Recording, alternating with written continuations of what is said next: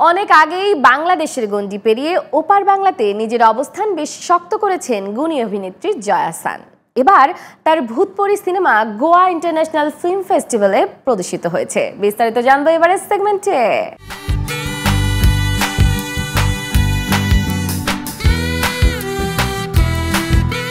বর্তমানে অধিকাংশ আন্তর্জাতিক ফিল্ম ফেস্টিভ্যালে বাংলাদেশের গুণী শিল্পী জয়া আহসান যেন একটি পরিচিত মুখ হয়ে দাঁড়িয়েছেন। ইরান, ভারত সহ বিশ্বের বিভিন্ন দেশের ফিল্ম ফেস্টিভ্যালগুলোতে এই অভিনেত্রীর পদচারণা বর্তমানে নিত্য নৈমিত্তিক একটি অংশ হয়ে দাঁড়িয়েছে।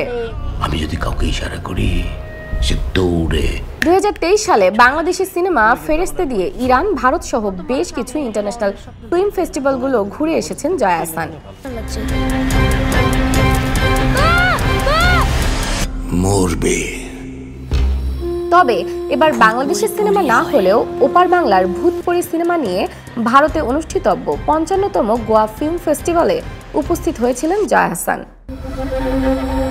বনলতার অতৃপ্ত আত্মা গ্রামের লোককে ভয় দেখাতে পারে, ক্ষতি কিছু করতে পারবে না। এই উৎসবের ইন্ডিয়ান প্যানোরামা বিভাগের ফিচার ফিল্ম শাখায় জায়গা পেয়েছিল ভূতপরি সিনেমাটি। সিনেমাটি চলতি বছরের 9 ফেব্রুয়ারি কলকাতায় মুক্তি পায়। লেকিন ছুলো না, চালিয়ে গেল।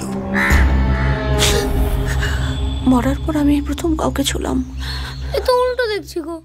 সিনেমাটির কেন্দ্রীয় চরিত্রে জয়া আহসান ছাড়াও গুরুত্বপূর্ণ চরিত্রে অভিনয় করেছিলেন ঋত্বিক চক্রবর্তী, সুদীপ্তা চক্রবর্তী, শান্তিলাল ও বিশান্তক মুখোপাধ্যায় সহ আরো অনেকে। সিনেমাটি পরিচালনা করেছেন সৌকর্য ঘোষাল। একটা প্রেতাত্মা আছে, পুজোর সময় ওর প্রভাব বেড়ে যায়।